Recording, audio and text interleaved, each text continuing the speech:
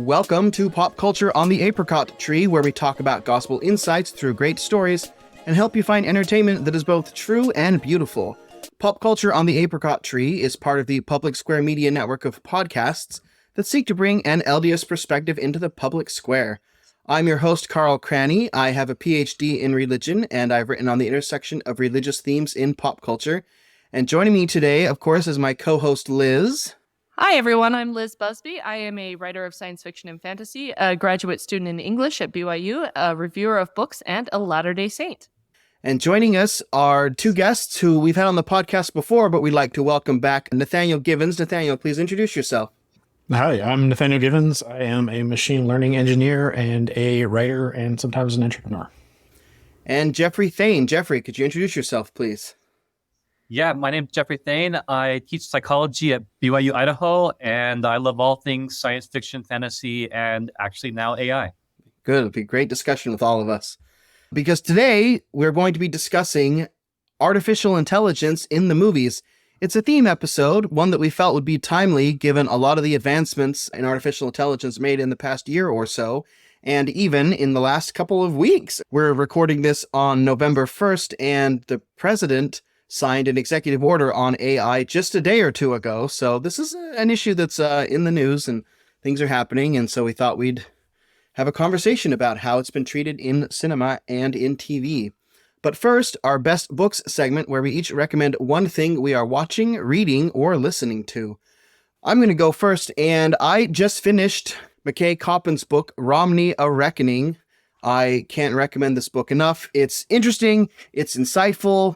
If you want to look at how politics has evolved in the last 10 or so years, for good or ill, it gives you one man's view who had a front row seat to a lot of it. And as someone who was an unabashed Romney fan, I enjoyed seeing behind the curtain, so to speak, on some of his thoughts. And also, for the first time, I watched, it's on Netflix now, Band of Brothers, the celebrated HBO miniseries about paratroopers in the European theater of World War II. It was everything I had been led to believe it was, and so if you have a Netflix subscription and haven't seen Band of Brothers, I would highly recommend that as well. So those are my two recommendations: Romney: A Reckoning in the nonfiction section, and then for fiction, Band of Brothers, the HBO miniseries, which is currently on Netflix. Liz, what have you got for us today?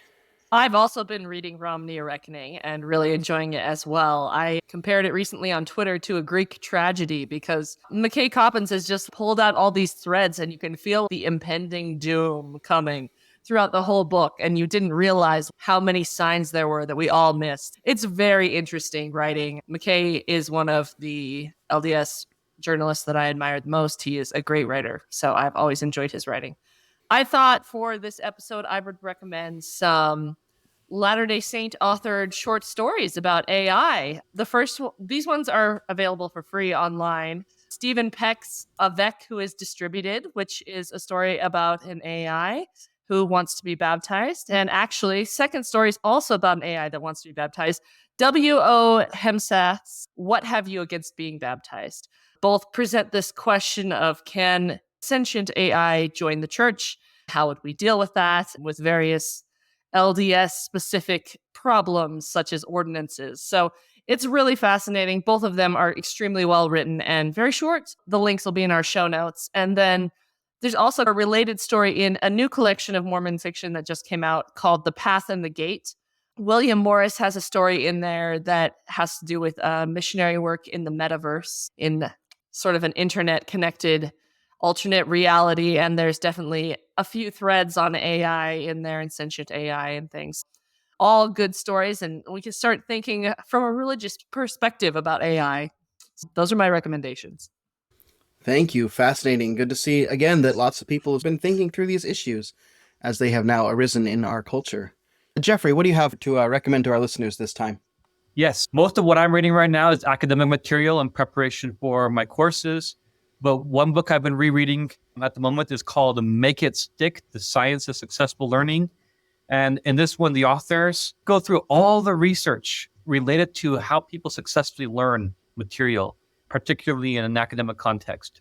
And the results aren't necessarily what you might think. There's a lot of cultural mythologies out there about what constitutes good learning. And a lot of them just don't hold up under scrutiny of evidence. And ultimately, an example is I had a student come to my office today, and she's struggling in some of her courses and struggling in some of the exams. And I asked her, what is your favorite way to study? And she says, I pull out my notes and I read them and I read them again. And it turns out, according to the science, that is the least effective way to learn. The most effective way to learn, the most effective way to prepare for exams, the most effective way to engage in lasting learning that lasts far beyond your course is to quiz and self-quiz again. And it's not popular, it's not shiny, but it's absolutely the best way to go. And so I love actually looking what the evidence shows, and it's a little bit counterintuitive in our current pop culture. Well, thank you for that. Interesting. I hope you let her down gently after popping her bubble. Oh, of course. Nathaniel, what have you got to recommend to our listeners this podcast? So I am currently in the second book of the Sun Eater series by Christopher Riccio. I'm not sure how to pronounce his name. Hopefully we can put that and spell it out for people somewhere. This book is called Howling Dark. I'm really enjoying it. It's like a mashup of Dune from Frank Herbert and I'd say The Name of the Wind by Patrick Rothfuss. It's a book that really hinges on the quality of the writing. In my writers group, I got really inspired. So I wrote a prologue for one of my series based on the style. And the feedback I got was, you're not good enough to do this yet. But Christopher is. And it's a real pleasure to just read and enjoy the language and also all the science fiction swashbuckling. It's set like 20,000 years in the future. There's recognizable traces of modern history and also ancient human history. Oh, and he's also a Latter-day Saint writer too, by the way. Oh, wonderful. We're always happy to plug more of them. Thanks for those recommendations. We will have links to all of them on our website, popcultureapricottree.com. Buying through those links helps support our podcast so we can keep bringing you conversations about the true and the beautiful in pop culture. And now on to our main discussion of AI in the movies and in television. I just want to throw it open, first of all, for just general thoughts on movies you've enjoyed or TV shows that you liked on these sort of subjects of artificial intelligence and computers that can think and those sorts of things. I want to start off myself with one that I thought is a sleeper that I don't think a lot of people watched at the time, but I'm glad that it was one of those that finished its run and was able to wrap up the way the creators wanted it to. And that was Person of Interest, which starts off as a weird police procedural.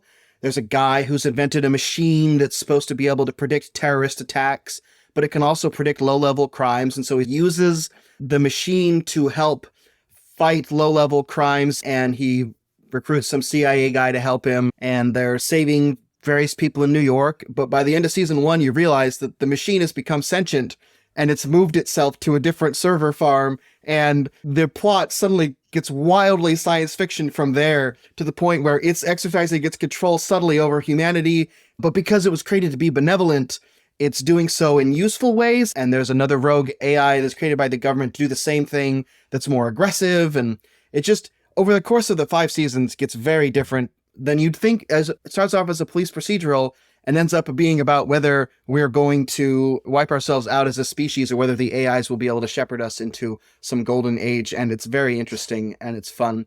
But there's just so many that bring up good questions and help us see ourselves as humans in a new light, and now they're all becoming real. I don't know. I want to maybe throw it to you, Jeffrey, because I know you've been using a lot of these AI tools. What are some thoughts that you have just in a general sense of AI in the movies and film, coupled maybe with some of your experiences using ChatGPT in your own personal life? That's a great question. As we'll talk about in a moment, it feels like so often in the films, we're addressing like the worst case scenario things, right? Like we have the AIs that come and try to take over, to kill us all. But we also have a lot of examples that are not that. And Star Trek excels at this. We have Data. We have the Doctor in Star Trek Voyager.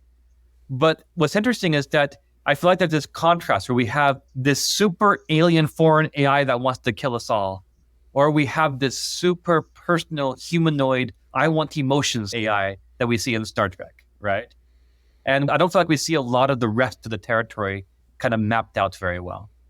And personally, like I'm finding AI to be incredibly useful. I used it to write 100 multiple choice questions recently this week that using ChatGPT and Claude. And it just felt like having this super intelligent sidekick sitting next to me, generating a bunch of content based on my instructions and then me giving feedback, and then it generates more. And it was a massive time saver. And I think there's a possibility that AI serves as a far more valuable tool than it ever becomes a threat in many respects. And although we sometimes see hints of that, I think Jarvis on Iron Man is the closest we've come to seeing that depicted well. Right now, I'm expecting a future where 50 years from now, we have these machine learning networks operating side by side with humans, enhancing and expanding all of our capacities for good. And that's right now what I'm expecting and hoping for the future. But I know that not everybody is. Just today, I had a student who started class with a single question, and that was, is AI going to kill us all? And apparently this has been weighing on her a little bit. And we had a long conversation about the subject. And I think we landed on the conclusion that AI is going to be more like social media or the internet. It's going to change society dramatically, probably in many respects, but it's going to do so in really good ways and some scary ways. And it's going to be up to us to figure out which way it tilts in the end. All right. Thanks for those broad thoughts. Liz, why don't you go next? What are your thoughts on AI in the movies and TV and how you see it affecting our culture and life today? I like that monologue you just gave, Jeffrey, because the two movies, when I brought this topic up with my kids at the dinner table, they asked what our podcast was going to be on.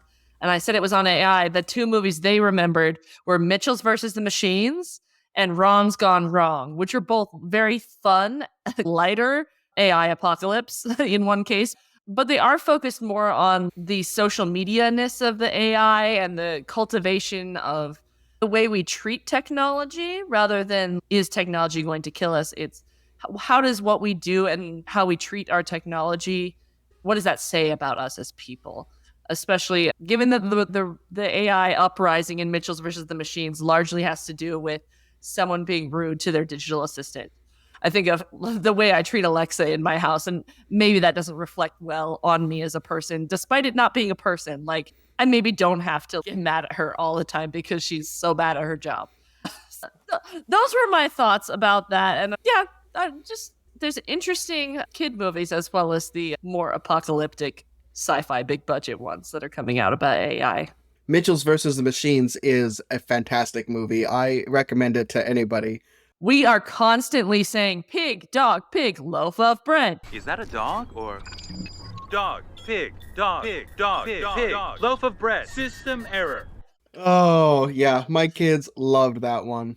Nathaniel, what are some of your broad thoughts? I'm just really interested in the way I think people are changing the way they think about AI as it goes from the old stories in like the 1950s, I, Robot by Asimov, inventing the 3 laws of robotics. And I think it was so distant at the time, and now it's much more proximate. And I feel like that really changes it. And I'm trying to wrap my head around exactly how. Personally, I know that as a science fiction writer and reader for pretty much my whole life, I was always very strongly in the camp of if you get AI that sounds or acts remotely like a human, passes the Turing test or whatever, then you should definitely err on the side of treating it as sentient. And I was very pro AI personhood early, and let's just err on the side of personhood. And then actually seeing ChatGPT come out and understanding a little bit of how generative AI works under the hood, I've gone completely the opposite. And now I'm like, no, this is not remotely, there's nothing sentient here. We're not even close. We're not even in the right ballpark. We shouldn't even be using AI to talk about this. But it's funny because now I see myself, there's always the religious fanatics in the science fiction stories who are like opposed to the machines. And now I'm like, actually, they might have had a point. I now empathize a lot more with the villains of all those stories. And I'm like, no, maybe we should have listened to them. And it's not AI is going to kill us all, because I don't think we're anywhere close to that. I just don't find that a realistic threat, except in like certain edge cases. If you give really rapid trading algorithms, it can destabilize the market. So there's specific cases that we can already see where not AI, but machine learning like type stuff can do a lot of damage. But like the Skynet Terminator scenario is just, no, we're not even close to that. Just like we're not even close to, I don't know. It's last thing I'll say on this is it reminds me a little bit of the where's my flying car in my jetpack. And now when people use AI, what they mean is so far from what we originally were thinking of, which is general AI, right? Which is AI like a person. And nobody even talks about that anymore. It's not this ChatGPT thing. It's got pretty cool, it can write a poem. That's really neat. And I don't mean to disparage it. It is really neat. But that's not AI. And I guess we just don't even care about that anymore. And so there's also just a sense of disappointment that like it used to be like this high stakes, this singularity is near. And now it's, will this machine steal my job? And we've gone from this great, huge conflict to just Luddites 2.0. And it feels like a little bit of a letdown. Luddites 2.0. I actually really appreciate the insights of someone, I don't even remember who it was, who basically said that we shouldn't be talking about AI. We should be talking about applied statistics. That's what this is. It's applied statistics that's incredibly useful and enhances our productivity, but it's not artificial intelligence as we historically thought of as artificial intelligence. It's essentially a parlor trick. It turns out that if you do a bunch of applied statistics, you can make a poem or something that sounds very much like a poem a person would write. But I do think it's okay to be a little bit surprised at what parlor tricks can do and to be a little bit contemplative and saying, if parlor tricks can write poems, what does that say about us? And as a Latter-day Saint, of course, I believe that we have a unique soul. I believe in divine embodiment. I believe in a whole bunch of stuff that leads me to think that we're never going to recreate us through applied statistics. But it is surprising how closely you can assimilate something like human language using applied statistics. And I just want to jump off that really quick. It really makes you think about what art means. So I like to have YouTube videos on in the background while I work. I have a large TV, and it's the type of YouTube videos that have either like really simple animation and then just music. It's really there for the music, right? And I found this video pretty recently, and the art reminded me of an actual artist, and I'm sorry, I don't remember their name, but I was like, oh wow, I didn't know they did this much art. This is awesome. I love this style. This is fantastic. And then after watching it for a couple hours, I was like, oh yeah, who's that artist? And I went to Google it. Turns out that this was all AI generated art. And you could actually tell if you looked at it closely. And it was interesting how much that shifted my reaction to what I'd been seeing. When I thought this was human made, I really liked it. When I realized it was AI generated, I was like, who cares? And then it was even worse than that because it was actually AI generated ripping off a specific style. Not only was it not a human, but it was based on an actual human, but was not giving them credit. I'm sure they hadn't given permission for their art to be used. And it's just so interesting because it's the exact same image, but how I felt about it and how I reacted to it changed dramatically. You have all these artists who are really concerned, and whether it's visual art or music or writing, about what if AI takes our jobs by writing better stories. And I just have to say that so much of what I want in art, so much of what I enjoy in art is hearing people's voices in the sense of knowing there's a person behind this. And I'm curious to hear all these other perspectives, especially when I listen to music. I can't get that from AI. I just can't. If we had an actual general AI, like a sentient AI, maybe I could. But the type of AI we have, the applied statistics AI, you can't get that. And it's just so interesting to me that the actual content of the art itself is not the whole story. That's not the point. There's a relational aspect to it. And when you take the person away from the other end, even if it's Homer, right? Somebody who lived thousands of years ago, you don't know anymore. It's just, it doesn't feel the same. It's a good point. Should I just let you two talk the whole time? I don't know. We're veering away from pop culture though. Like we should probably bring this back to some actual movies and shows. I'm trying to bring it back. It's a little bit like, even if we create the perfect facsimile of human language, or the term of art used in cognitive theory and in the field of philosophy known as the philosophical zombie. Imagine being able to create a perfect facsimile of a human, but bereft of anything resembling a soul, but you could never tell. The question is, will that sate your need, your quest for human connection? And it's an open question. And one of the thoughts that one of the things I was wondering is, what happens when movies are being partially constructed with generative AI? What happens when the dialogue between characters in a film can be regenerated every time somebody clicks play on Netflix? So every view is slightly different. And how did that change the way we react to the entertainment? Because I'm sure it's coming someday. That's an interesting thought. And it's a good question you posed there. Will you be able to find something in an AI, do I want to call it a relationship? Is there something ineffable about an actual human connection to this sort of thing? Or can it be replicated with statistical parlor tricks, but to the point where it may be still worth investing in? The entire impetus for us doing this particular episode was when I saw that one of the top OnlyFans creators had gone to work with some AI people to create a virtual version of herself that you could just have as your girlfriend, as like an AI generated long distance girlfriend who is this very attractive woman. Kendall Jenner has now done it.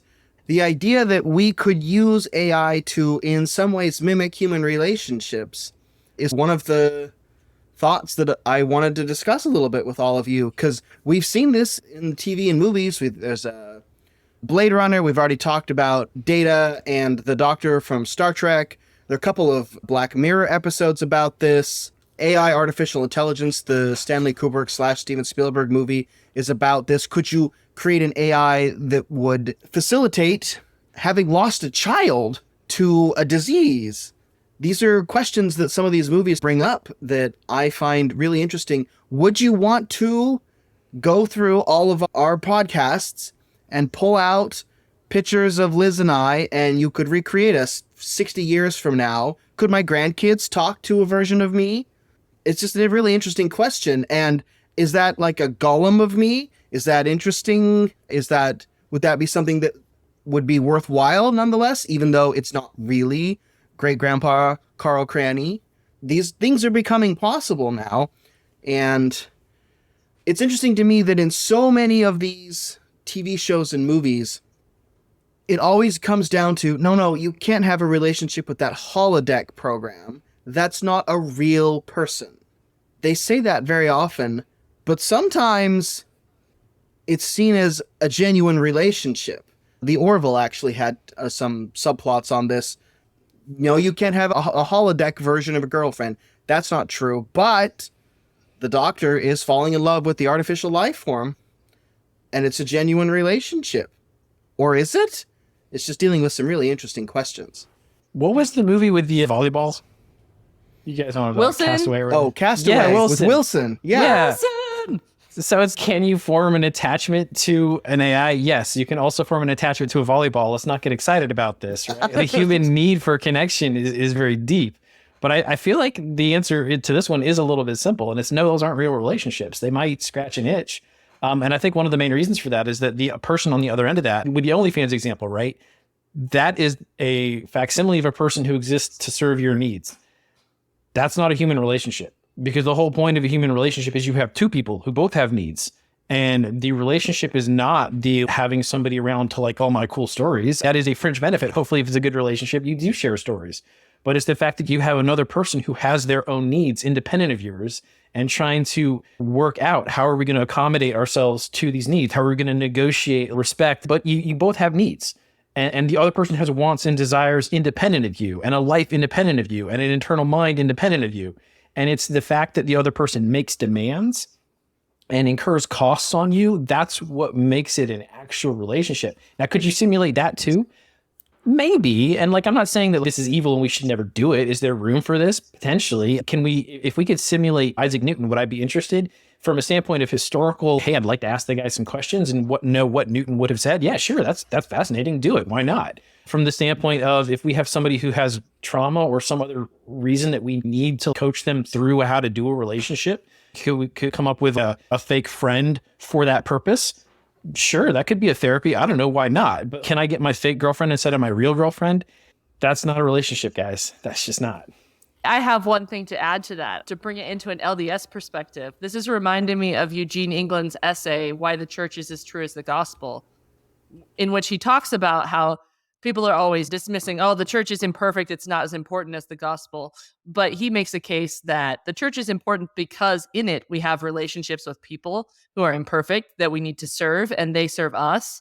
So similar thing, if you could create an AI ward where every Sunday school lesson was interesting and all of the sacrament meeting talks were well written, would that be more beneficial to you than having a real ward? Absolutely not. That would defeat the whole point of having a ward. You might as well not be going. We need something that isn't designed to meet our needs, that has its own needs, which reminds me of the Star Trek episode with the holographic doctor and his family, that in the beginning where he creates this perfect family that serves his needs only, it doesn't work. It's very fake and not a real family experience. And then he creates one where they have their own needs that disagree with his. And then that feels like a realistic family experience. I want to add to this, and in answering to your question, Carl, if there was enough content to allow AI to create a fairly good facsimile of my grandfather who I never met, I would love to have a conversation with the AI for a little bit. It would be bad if I replaced my image of my grandfather with the AI, but it'd be really neat to get to know some of his mannerisms, some of the way he talked, So that way, when someday I meet him, his voice is familiar to me and I can get to know the real him.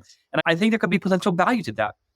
But we were talking in my cognition class today about this very subject. And I said, look, one of the challenges of pornography is that it creates this widespread depiction of sexual intimacy and the expectations and the benchmarks we set for it that are just unreasonable and unreachable by real people, right? In the pornographic world, you have these women who are there just to serve you and your pleasure constantly and ever. And that's just not how real people are. What's interesting is that I've actually played around with ChatGPT and I gave it a prompt. You are to play my significant other just for a few minutes. I wanted to see how it worked, right? And I used the voice feature and it was startlingly realistic. And I was like, wow, people are going to get addicted to this, just like they do pornography, because it presents this significant other that is perfectly adapted to your needs, that will always be warm and gentle, that will always affirm everything you say in a way that real people don't do. And my fear is that it's going to elevate our expectations of real relationships, like ordinary human mundane relationships, in potentially the same way that pornography did for intimate relationships. And It's like a super stimulus, is that the term? Yeah, exactly. Yeah, but for real, ordinary conversational relationships rather than for sex. And that's a terrifying thought. And yet the episode you mentioned with the doctor is one example of this, but there was also the one with Catherine Janeway and her perfectly tailored holographic boyfriend, right? Which ended in a very similar sort of way. But I fear that ordinary people in the trenches of day-to-day life aren't going to draw the same conclusions that Catherine Janeway did. They're going to say, wow, this is nice, and then glue themselves to it. It really is interesting the way this is just a continuation of the fragmentation we get from social media, right? You can go online and you can find a smaller and smaller tribe that's closer and closer aligned to your identity and your interests. But like with AI, why have other people at all? Let's just take that final step. I'm not going to look for another tribe. I'm going to invent a tribe that's really just a reflection of me. And it's like this ultimately nihilistic result of looking for human connection. And there's something deeply ironic and tragic about that the more you need a human connection, the more you might be led to an absolute state of isolation. This is in large part, the plot line of the movie Her, which again, when I saw this OnlyFans fake girlfriend situation, I was like, oh, we did a movie about that with Joaquin Phoenix and Scarlett Johansson 10 years ago. We've already addressed this. And it's really interesting to watch this movie because his character, it is psychologically in some ways healthy and beneficial for him to help move on from his divorce and to do all these things. And he's talking to his friends. He's like, yeah, I'm in a relationship. It's great. And everybody's excited because you see he's doing better and he's happier and he's more outgoing. And then when they find out that it's his artificial intelligence assistant, they're all like, oh, what? And it helps that it's, of course, Scarlett Johansson. She does a marvelous job with just the voiceover the whole time. Although, interestingly, in that movie, a point you brought up, Nathaniel, the AIs themselves, it's pretty clear they're self-aware. This isn't just fakery. They go back and they dig up and recreate a version of a particular cognitive scientist, philosopher, and they have conversations with him among themselves when other humans are asleep. And so there's a couple of interesting layers in this movie going on. But it's weird to see that it was healthy for him on some level, but everybody agreed that this wasn't a real thing and that he should go back to dating humans. One other thing that I just was thinking about here is the connection between AI and embodiment. I was just thinking as we were prepping for this, looking back, a lot of we'll call them AI now, like data, and I had others in my list, which isn't in front of me right now, but it felt like whenever there was an AI that was embodied, ultimately the message became they're just like us. And then when you had AIs that were disembodied, those were the scary ones. That was like Skynet. And then there's also a short story. I know it's famous, but I can't remember who wrote it or what the title was. It's a very short and old short story where a bunch of scientists get together and they build the first real general AI. And then they ask it, okay, its first question, it's on, it knows everything. They say, is there a God? And the machine answers, there is now, and strikes them with lightning or something, right? So the disembodied no, that's AI. right. I think it's an Asimov story. And one of them is horrified, runs to grab the switch. Oh, that's what it is. Yeah. And the lightning bolt fuses the switch, and it's like, sorry, there is a God now. Yeah.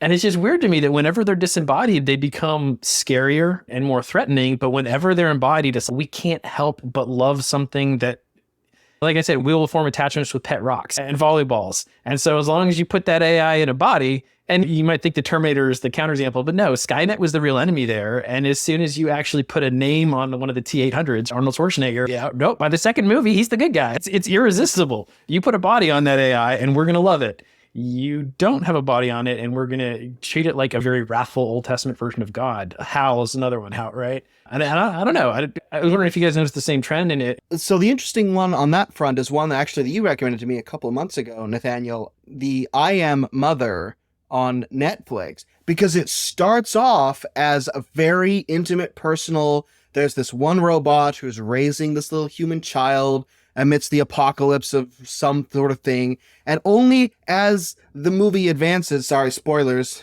do you find out that there's only one AI. It's controlling all of the robots on the entire planet. And so the human finally rebels against it. It says, I don't want you anymore. The robot basically says, okay, if you need to find me, just come talk to any one of my fingers and we can pick this back up where you need it to. And there was an interesting movie that sort of took the personal, but then projected it as the plot developed and the sort of reveals happened, that it turns out it is this hyper-intelligent AI. Yeah, one that felt this way also was one that I don't think is actually about AI as much as it is about colonialism, but that's The Creator, which is in theaters right now. And it's interesting that in this movie, the Western societies are the ones who get rid of the AI, and the Eastern societies embrace it. And there's this sort of very Buddhist monk-looking kid who becomes the new super AI, and it's interesting. But the reason the Westerners don't like it is because they had this disembodied huge generative one, and of course it launched a nuke at LA, so we got into a little bit of Skynet there. And the reason the Asians like them is because they date them, and they're around, and they look human, and they can talk to you, and move, and farm crops with you, and things like that. I don't know, it's just, I think you bring up a good point that, yeah, disembodiment, we don't like Skynet, but even Arnold becomes cuddly after a movie or two. Interesting example of this is the Doctor on Voyager, right? My question I always ask is, so the Doctor's this hologram, it's just photons and force fields floating in space. Why does he see from the vantage point of his eyes? Shouldn't he be seeing from the cameras in the corners? Why does he talk to the computers? Shouldn't he have instant data access to everything going on in the ship? He acts and talks and thinks and behaves like a human would behave, despite the fact that he's not. And so he's like always questing to become human and treated like a human. And the question I always ask is, why are you not more like a machine? And so the point being that in the shows and in the depictions where AI is your friend, where AI is benevolent, we depict them as way more human than they should be in those contexts.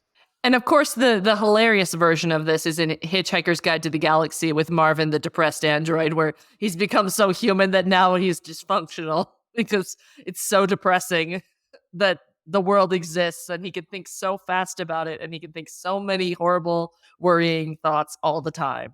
I think you ought to know I'm feeling very depressed. Well, we have something that should take your mind off things. It won't work. I have an exceptionally large mind. That's a good point. Do we want to make an AI that's prone to all the human vices? Maybe not. Yeah, maybe that's cruel to the AI. If you could think 10,000 times faster than you could think now and you had depression, that would be great. Yeah, I also just wonder if it's even possible to talk about making an AI. If we're going back to the general AI, the actual sentience, you can't make a person, right? You can put all the pieces together, but you don't get a person that way. You only get a person through this natural organic process of growth, starting in utero with a single cell and totally helpless when they're born. And we know from really sad and unfortunate natural experiments that if you don't provide love and attachment, that you literally end up with a dead child or a severely handicapped child. And so it goes back to this embodiment thing where it's almost as if we've unconsciously discovered something really important, I think, in the art, that it's not just that we happen to like embodied things because they're cuddly, but the idea that you can't actually get sentience without some kind of embodiment, which means you can't make an AI, you can't turn an AI on. Even if we were to get an artificial life, I really think you might end up having to go through a process of growth. And that also, if the AI was anything like a human, there would actually need to be some kind of an emotional attachment there. And if it wasn't like a human, if there was no need for emotional attachment, the closest we can map to that is like a sociopath. Jeffrey will probably correct me if I'm going way out of line here, but it seems to me this is frightening, actually. The type of AI you could turn on would be the only type of AI that I might actually be afraid of. One of the stories that I recommended in the beginning of this podcast solves that issue of the soul in a very LDS way. How this AI has gained a soul. I mean, Latter-day Saints are uniquely situated theologically to tackle this. We can go back to the kind of materialism that we might have. And we'll go to work on this. We have a toolkit for this. The way I describe it to my students is maybe we can make a machine to simulate human thinking, but can we make a machine that assimilates human wanting? Can we really, right? We can create applied statistics that follows each word with the most probable next word to create something that resembles a coherent response to a complex, thought-provoking question. But at what point will anything in the applied statistics or anything in what we're doing with generative AI today will ever resemble a I want whatever it is? You can make a machine think if that's how we define thinking, but can you make it truly desire? Like you said, you can go to Chat GPT and say, I want you to pretend that you want X, Y, and Z, and it would approximate it. But does it really? Probably not. I'm going to make a prediction and say that I think our art is going to reflect this more and more. And as you see movies coming out and we have a little bit of more of a mature understanding of what actual AI looks like, not general AI, but the machine learning that we got, the applied statistics, it's going to be more and more about us. You could actually make data a character in the 1990s because it was far enough away that you could just say, hey, he's a person for all intents and purposes, right? But I think as people have more and more interaction with generative AI, that we're going to realize there's nothing there. But there is a lot story-wise there about us. And I think even a movie like Her has an actual person there, right? But I think if we were making Her today or 5 years in the future, there wouldn't be. And it would be focused more and more on the characters because there is no person there inside what we call AI today. And I feel like that might be reflected more in coming stories. What's also interesting is that there was a big hullabaloo about a recent sci-fi video game that had AI in the video game, like as a character, but the AI voice was very just like we expect computer-like voices to be. And we use this computer, almost like this machine voice as a shorthand. It's a machine talking. But as I've now had conversations with my phone, the voice sounds like a human. I think we're going to see two directions here. One, we're going to see the AIs, when they are depicted as human, actually sounding human, and rather than sounding like machines. And then convert, we're going to see more stories like Nathaniel described that just treat it almost like just a useful computer aid in the background, but also that sounds human. I think that the day of the computer voice is going to be officially over within a year because we can now have machines that talk persuasively human sounding. They almost get creepier that way, though. There's a show that I'm watching right now called Yakitori. It's an anime on Netflix. And it's not really a character, but it's a bunch of soldiers in the future. They're all humans. It's one of those, there's lots of aliens and the humans are downtrodden. Earth is a third world planet, and they're soldiers. But they have an AI, and the AI is like a super stereotypical kind of K-pop, J-pop star, whatever. And so always did these funny little emotions and everything. And it just becomes increasingly twisted when she's doing notification, like in the middle of a war and people are dying and bleeding out and no change in affect at all. But the fact that it's so human just makes it even worse, right? Like a computerized version there would be neutral, but the fact that you have a very cheerful, upbeat, human-sounding AI in the midst of a war zone as horrible things are happening is just, yeah, this is actually worse, which is the intent. When I do it on my phone, it actually surprised me that when it's saying something exciting, it actually changes the affect a little bit. When it's saying something a little bit sad, it tilts it down a little bit. It doesn't have a huge emotional range, but it has enough of one that I was really surprised that I was hearing emotion in the voice. My brain was reading emotion into the voice. And so I think it's plausible that we could get both in real life and depictions where the AI is responding to the mood of the room a little bit. Which is one of the themes I wanted to bring up and talk about a little bit more, is as it becomes able to imitate these sorts of things. For example, my dad works on the BYU Speeches website. And one of the things they're doing with this AI stuff that they have now is to, first of all, to translate it very quickly, very easily.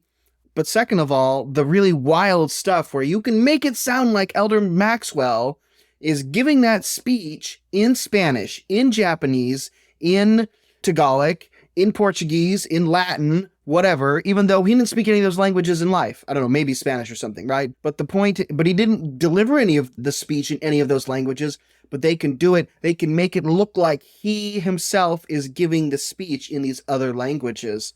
And so we're getting to the point where one of the statistical weird tools of AI that is coming about is the universal translator from Star Trek and from other movies like that. I wanted to get people's thoughts on maybe some movies or TV shows where AI started to take our jobs. I'm trying to think. I think that was like the old backstory for The Matrix. Like way back in the day, there was like an animated series like Animatrix or something, like doing the origins of the Matrix. And a lot of it was labor riots because the machines were taking jobs, and that was the seeds of unrest. So yeah, that's definitely been done. I'm trying to think what other examples there are. I'm having trouble thinking of movies where that was a theme. I did want to add to this, Carl, briefly, that I took my phone into my general psychology course, and I found a student whose native language is Mandarin Chinese, another one whose native language is French. And I had them both come to the front of the room, and using the voice feature, it translated back and forth for them for a good 5-minute conversation. And they both said that the Mandarin speaker said the Mandarin was pitch perfect. The French speaker said the French was pitch perfect. And I realized right then we have a universal translator in our hands right now, exactly as we see in Star Trek. Try it with Hungarian. See how that goes. It's so fascinating because, like, my husband used to work for Amazon Alexa, and many of his coworkers were from India, right? And they were very frustrated because they couldn't use Alexa because it couldn't understand their accents. And now it's just like trivial to move to another language. And it's been like 10 years. Like, absolutely has become trivial in that time to understand another language with computer. That just reminds me of a skit I saw where there's a couple of Scottish guys stuck in a voice-activated elevator and they can't get it to go anywhere because it doesn't understand their accent. That was a real thing. That was a huge barrier. It was like, we can't ship any Alexas to India because it can't understand any of their accents. And now they could just speak whatever language is most comfortable to them and the computer will totally get it. The serious point behind the try Hungarian with it is that beneath all of this applied statistics is an incredible volume of human labor. And this is why I'm not really sure if the AI can take our jobs in the real world, because you have to train the AI with something, and that training has to be humans. And if everybody jumps ship to the AI, then who's going to continue to train the AI? And if the AI is training on itself, it can degrade very quickly. You get really weird results. And this is even true in the untold suffering that went into training ChatGPT when they had tons and tons of humans who had to filter out the objectionable content. And that's one of the worst jobs the 21st century has created, right? Is having to be the folks who see all the worst, most horrific porn and to filter it out. And it has a real psychological toll on those people. So we're like, yes, the AI is going to take our jobs. And I'm like, to the extent that happens, it won't actually be the AI taking our jobs. It will be some very poor, oppressed class of society doing the drudge work to continue to train the AI so that the rest of us can think the AI took our jobs. But that's not really where the fundamental effort comes from. As long as we're dealing with this applied statistics, it is a hungry machine that devours raw data. That raw data has to come from somewhere. Best case scenario, you're stealing it from authors without any kind of compensation, which is why I've already got lawsuits. Worst case scenario, you're hiring people to sit in cubicles for 12 hours a day and watch the worst content imaginable. Not really sure this is actually a sustainable job replacement program. Yeah, we had a lecture on using AI in writing today in the first year writing class that I'm helping teach. And one of the examples she gave is that ChatGPT is cheering down the people who talk back to it. And so within 9 months, enough people had tried to convince it that 2 + 2 = 5 that it absolutely believed that. And just the care that you have to take to make sure it doesn't absorb false notions from people who want to feed it false notions for fun or other nefarious reasons, like, it will be an obnoxious job. This just reminds me of, what was it? The Microsoft had a Twitter bot that was AI generated a couple of years ago that started interacting with people on Twitter, which I don't need to tell you is probably not a good selection of humanity in general. And it became very racist very quickly. And so they had to shut it down. But you bring up a good point here, Nathaniel, that we humans have to train the AI. But could there not be a point at some point, again, where we finally feed it enough Hungarian. I know Hungarian is a very weird language for a host of reasons, but as long as we have a certain baseline for it, can it not translate Hungarian? No. I think we could get to that as a point in time, but the problem is that languages are constantly changing. A language is never static, and it might take a long time. Like, you could get enough of a baseline that your Hungarian translation is really good, and it might be pretty good for 20, 30 years. But if the only translations that are happening are the AI translations that are based on 2020s Hungarian and 2020s English, both those languages are drifting. So by the time you get to 2040, 2050, you've got sufficient linguistic drift that I think it would be quite noticeable. And so you're going to need to get humans to start translating a bunch of stuff again to tune the model, or the model dies. Now, you can provide feedback. It's called reinforcement learning. It's actually my favorite type of machine learning algorithm. And so you can do that in an objective scenario. I think you get ChatGPT and shove that in a Boston Dynamics bot and teach it to do Amazon deliveries.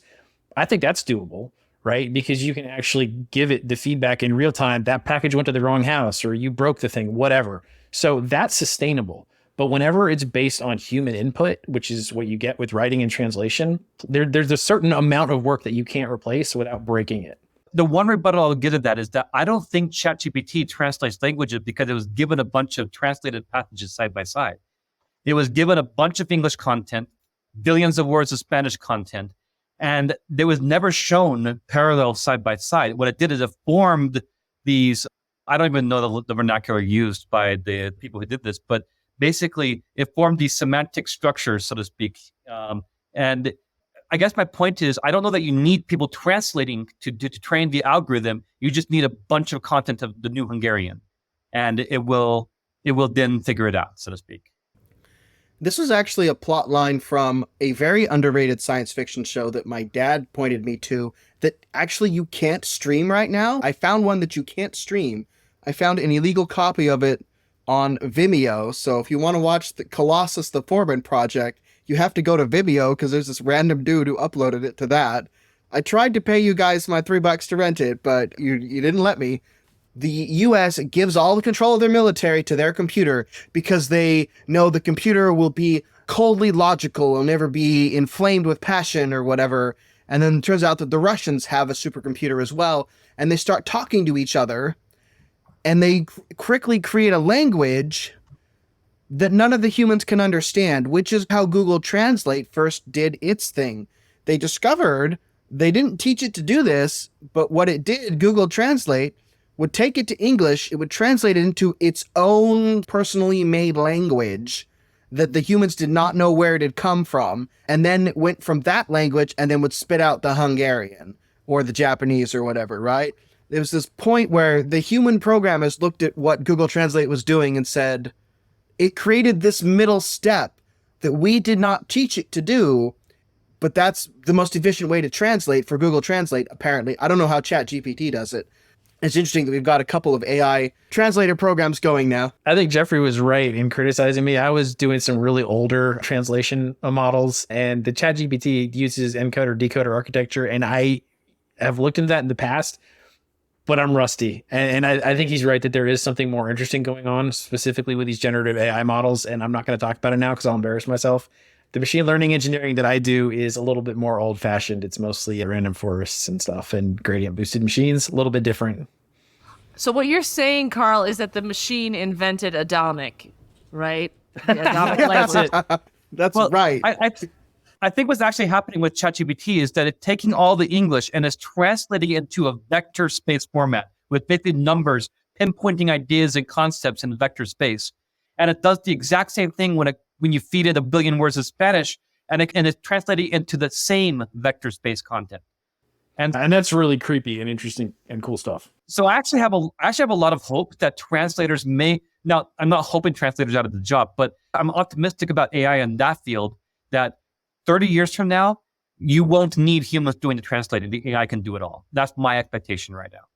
And we were so close as a civilization. If America maintains its place as the only superpower for the next century or so, then English will become and I love this, I have to use this term, the English will become truly our civilization-wide lingua franca, which is hilarious because that's, of course, a French term that English stole. Well, that's why English is so successful. We steal everything. And it's that because French was the lingua franca. Sure. But if ChatGPT can translate everything for us, then we don't need to all learn languages that we can understand with each other. We could have a truly international discussion forum live where everybody's reading the form in their own language and nobody's the wiser. And I think incredible thing. I have a feeling there's going to be some weird artifacts there, though. So much of human communication is always meta. The meaning is never what you say. It's always what's implied by what you say. And I feel like there would be some weird translation games that only native speakers would really get. And it just goes back to, so we started this with what's the AI effect on jobs? And I think so much of it is not what we expected, actually. If you look at the science fiction from 20, 30 years ago, it was basically treating the AI as really as slaves, unfortunately. So really cheap labor that could just do some tasks and therefore it would compete and it have zero cost. The menial jobs. Yeah, the menial jobs usually. And then what are the actual effects? We're not quite sure, but they're way weirder than anybody thought. And I think you're going to get the same thing with translation. There's going to be really weird effects of something like a universal translator. Just imagine the jokes and the humor that people would come up with from like weird mappings. But yeah, like idioms are going to be so weird and like intentionally. And I suspect that there would be a whole level of understanding that you probably would still need actual human understanding to get, because that's just the type of thing humans like to do. It just reminds me of an essay where it talked about how the business people who go to Japan, when they talk to Japanese people, the Japanese people always say, hi, which means yes. And so they think that they are agreeing to this deal with this Japanese company, when in reality, the Japanese people are just saying yes, because that's what you say to everything, because that's the polite thing to do in Japan. And so these Western business interlocutors with these Japanese business people were having this huge miscommunication because they thought they were agreeing to these deals when the Japanese were basically saying the Japanese equivalent of, thank you for your consideration, we'll put that under advisement and get back to you. But by saying yes. And right, that's interesting. Like the meta commentary, right? The one thing I'm looking forward to is there's the meme out there of non-player characters, the NPCs, right? People can disparage, you're talking to someone online, you disparage them by calling them an NPC. They don't think for themselves. They're just spouting the party line. Because the NPCs in all the video games we play are very shallow. They have very small decision trees, very tightly constrained possibilities available to them. What I'm really excited for is the possibility and the inevitability of large-scale video games with non-player characters who are infinitely versatile, who you can engage in conversation with, and their dialogue will fold itself around your character choices and respond to what your character is doing, where you're not just selecting pass on a decision tree. You're actually persuading the non-player character to join your cause. Like not in any real and ultimate sense, but it creates this facsimile of actual conversation with the characters in the game. And I think that might add a whole new level to open world game playing that we haven't never seen before now. That is very dangerous. I already don't see any of my husband since Starfield came out. I'm scared if a real AI game came out.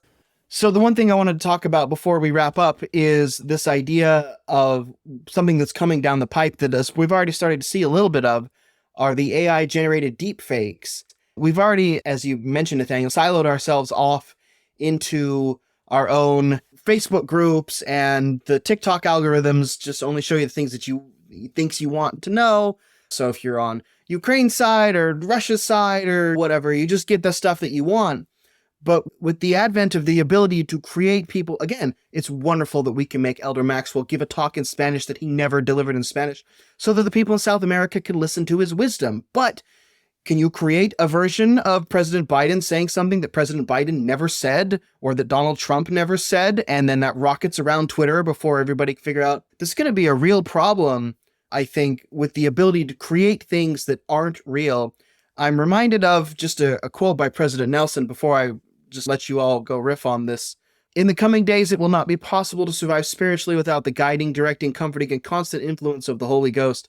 Because, I don't know, when that thing shows up on TikTok, you got to be so wary of some of the stuff that's coming down the pipe. And the AI is making all of that possible.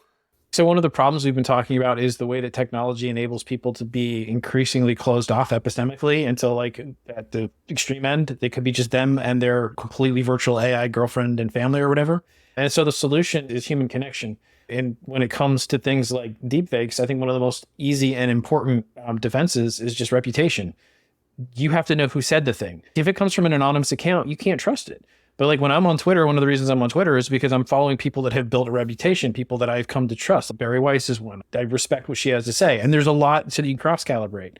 And I do think that there's a sense in which the solution to AI trickery is more good old-fashioned human connection. I'm reading Howling Dark, and it has the same kind of, it's very similar to the idea of the Butlerian jihad from Dune, which was like, we all got together and decided to kill the thinking machines. Part of the setting for Howling Dark is a similar thing. They have this thing called the American AI. And I think it's a mispronunciation of American AI, but I'm hearing it. I'm not seeing it spelled, so I'm not 100% sure. It's the same idea that you had these thinking machines, and we had to put them in their place, and we had to reassert humanity. And there's actually a truth to that. If we're going to survive the era of deepfakes, it's going to be through human connection. So that when you get some horrific news of an event that has happened, you have people you trust, who have people that trust, who have people that they trust, who might have been on the ground and seen things firsthand.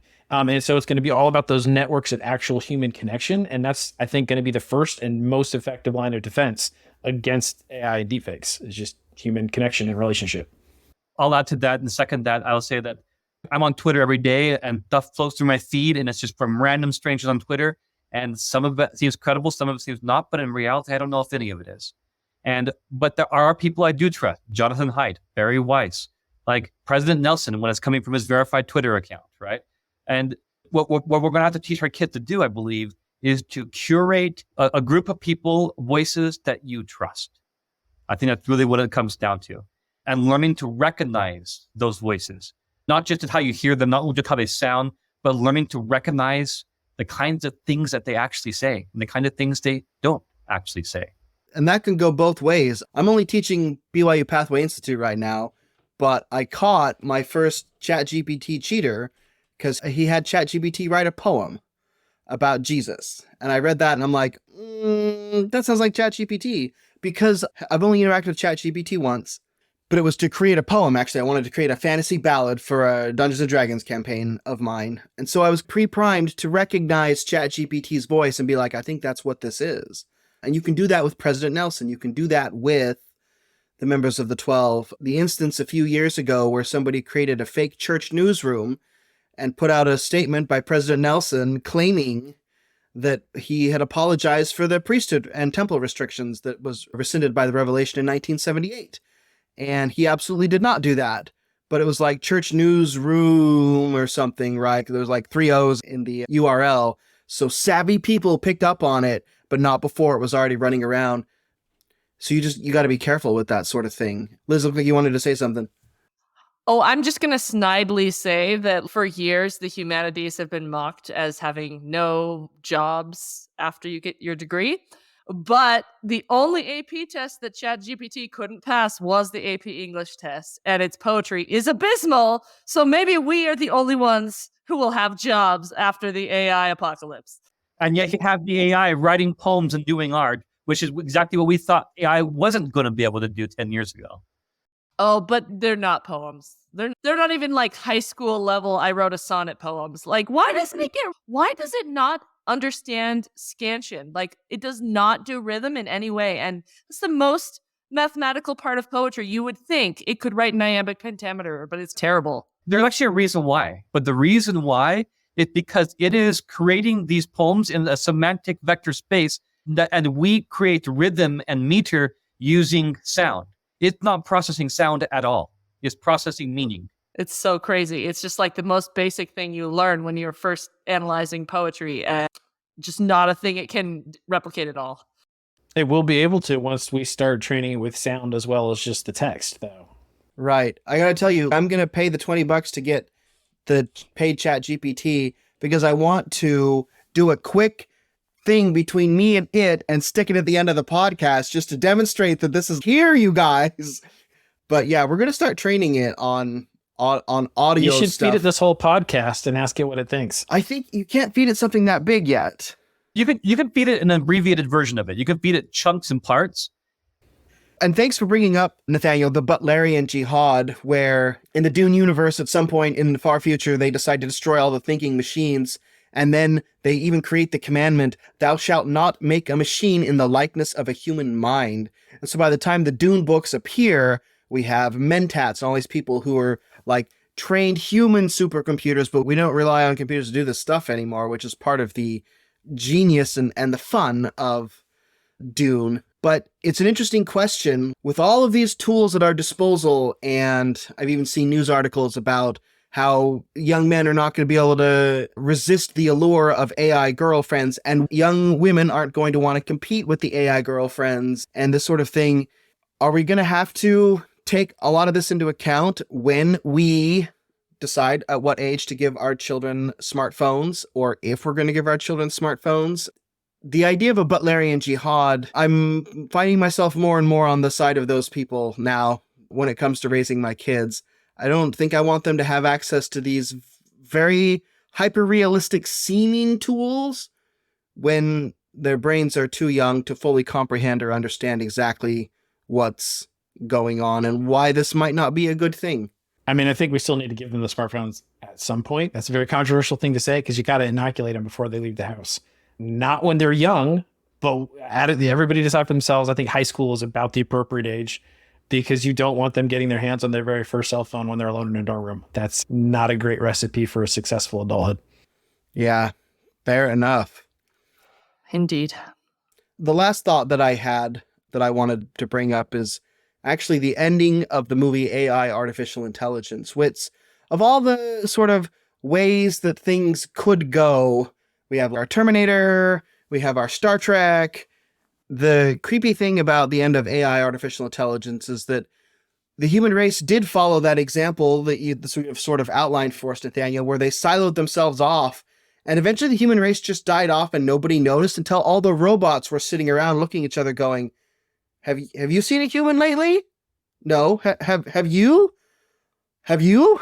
And the robots suddenly realized that the human race had gone extinct because we just trained all the AIs to do all the things that we could do and completely lost that human connection until the entire human species died off.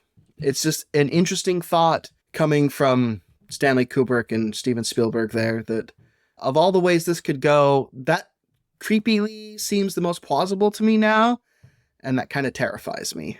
Cheerful thought. Cheerful thought. Anybody want to give us some closing comments? I think that's where we end it. Not with a bang, but with a whimper. I'm going to try to stick some chat GPT in this towards the end just to demonstrate to the people, but we'll see how that goes. You could present those three options to the AI. Which one is the most likely ending?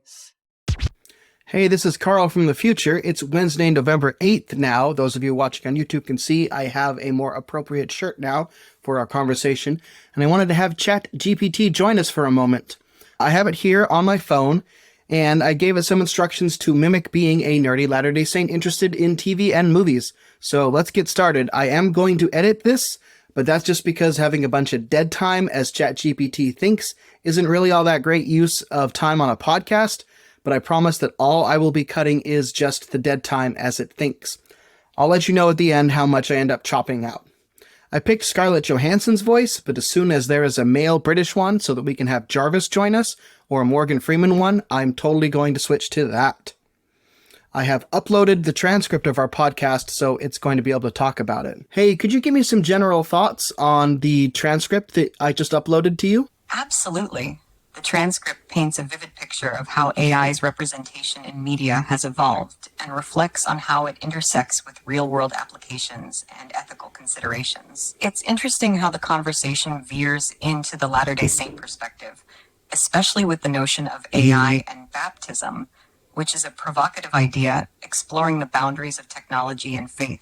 The discussion about AI in education, particularly the mention of ChatGPT being used to write a poem and its limitations in understanding scansion and rhythm, highlights the current gaps in AI's mimicry of human creativity. It underscores that while AI can produce content that seems human-like, there's an authenticity to human creation that AI hasn't mastered. The podcast also touches on the potential dangers of AI, like deepfakes and the echo chambers created by algorithms, emphasizing the importance of human discernment and connections in an increasingly digital world. Concern about AI's role in isolating individuals, potentially leading to a decline in human interaction, echoes some of the themes in Spielberg's AI artificial intelligence, which is a sobering reflection on our future trajectory with AI integration. Overall, the transcript offers a rich tapestry of thoughts on AI's cultural impact, its capabilities, its shortcomings, and its philosophical implications from a Latter-day Saint viewpoint.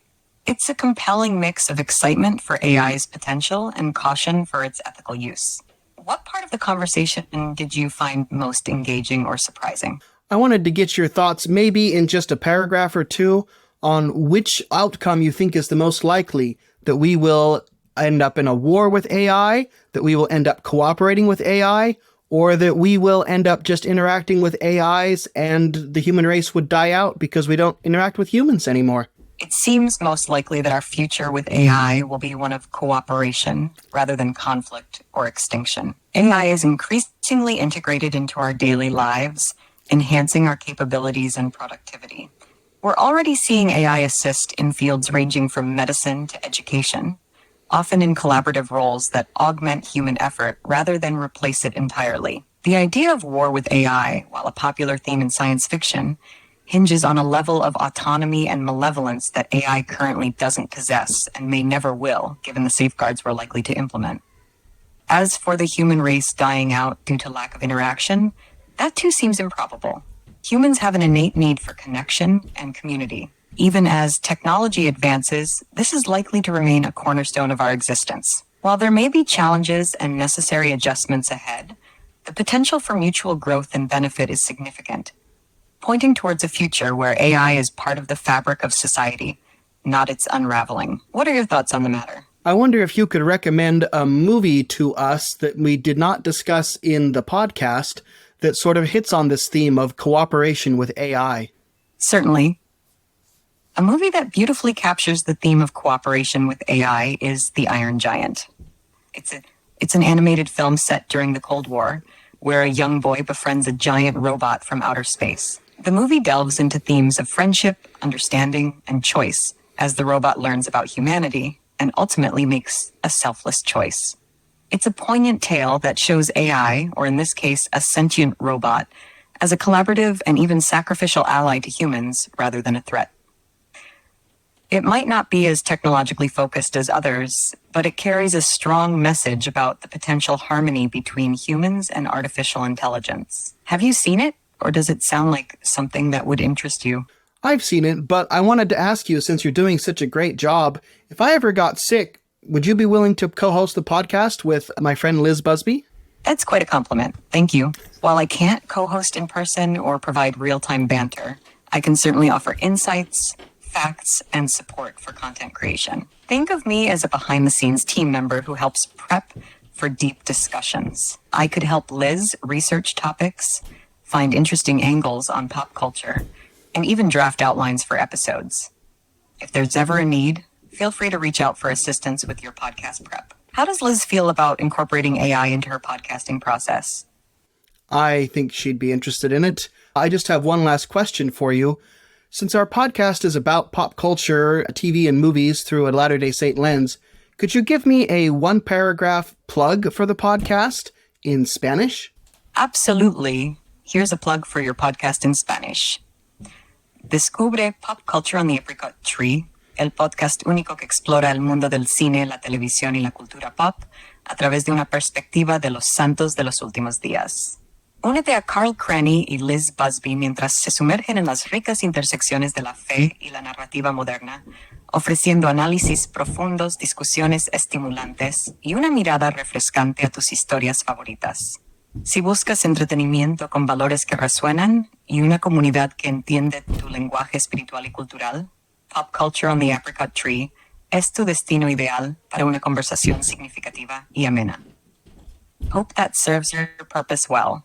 Would you like any tweaks or additional information included in that? No, thanks for your help today. You're welcome. I'm glad I could assist. If you ever need more help or want to dive into another topic, don't hesitate to reach out. Enjoy your podcasting journey. So there you have it. That was a real-time conversation between me and ChatGPT. I must say I was trying this out the other day, and it said that it would be willing to co-host the podcast. So I don't know, maybe ChatGPT is less sure of itself today than it was yesterday. I find that interesting. But in any event, that just shows you how advanced these sort of AI tools are becoming right now.